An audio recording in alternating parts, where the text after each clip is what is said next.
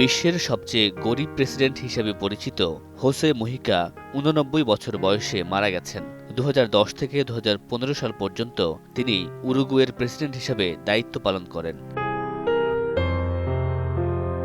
President থাকা অবস্থায় রাষ্ট্রপতির জন্য বরাদ্দ রাজপ্রাসাদে না গিয়ে হোসে মুহিকা শহরের বাইরে নিজের সাধারণ বাড়িতেই স্ত্রীকে নিয়ে থাকতেন। ছিল না কোনো গৃহকর্মী বা নিরাপত্তা বাহিনী, এমনকি তিনি খুবই সাধারণ পোশাক পরতেন। ১৯৮৭ সালের একটি হালকা নীল রঙের ভক্সওয়াগেন গাড়ি চালাতেন এবং নিজের বেতনের বেশিরভাগই দান করে দিতেন। সাদামাটা জীবনযাপন সহ এসব কারণে সংবাদ মাধ্যমগুলো তাকে বিশ্বের সবচেয়ে গরিব প্রেসিডেন্ট হিসেবে আখ্যা দিয়েছিল।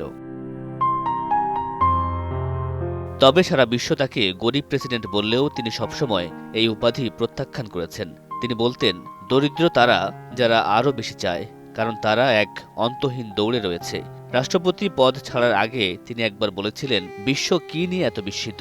আমি তো সামান্য জিনিসেই বাঁচি, সাধারণ বাড়িতে থাকি, পুরনো গাড়ি চালাই, তাহলে এই পৃথিবী কি নিয়ে এত পাগল? মাত্র ৩৪ লাখ জনসংখ্যার দেশ উরুগুয়ের একজন রাষ্ট্রপতি, তবুও বিশ্বজুড়ে ছিল তার জনপ্রিয়তা। তাকে দেখলে কেউ মনেই করতে পারতেন না যে তিনি একজন রাজনীতিবিদ। যদিও বাস্তবতা ছিল একেবারেই ভিন্ন।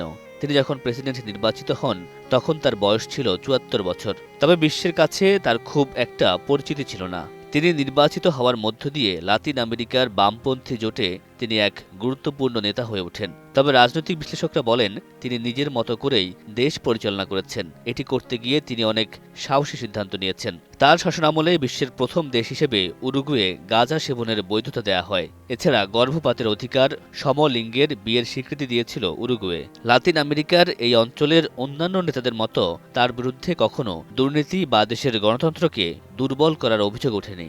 ২০২০ সালে মুহিকা রাজনীতি থেকে অবসর নেন। তবে মৃত্যুর আগ পর্যন্ত তিনিই ছিলেন উরুগুয়ের রাজনীতির কেন্দ্রীয় চরিত্র। মামুনুর রশীদ পনেল, সময় সংবাদ।